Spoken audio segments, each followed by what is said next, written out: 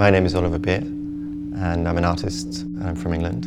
The exhibition's called Vessel Orchestra, and it's a selection of 32 pieces from the Met's collection, which I've organised not for their aesthetic and cultural quality, but for their acoustic quality.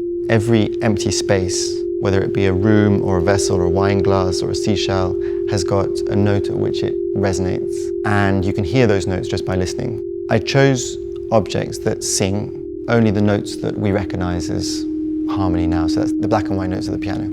I've put a microphone in every object in the installation and attached that microphone to a mixer, which is attached to a keyboard. And when I press down the key, like the middle C, the microphone inside is activated. So you hear in real time the musicality of that object.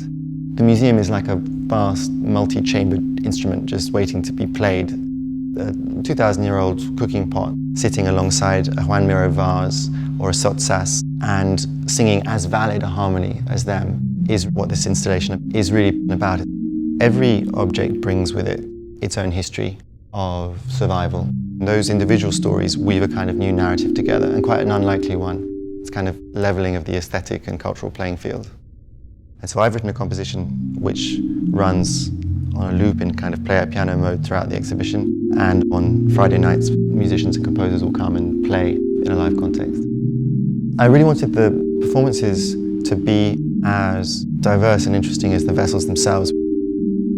As I listened to more and more objects, I started to hear that there were patterns. You start to question, why does this note keep recurring across cultures and civilizations? When you start thinking about a collection musically, which has only ever been thought about visually, all these unexpected stories and questions start to arise.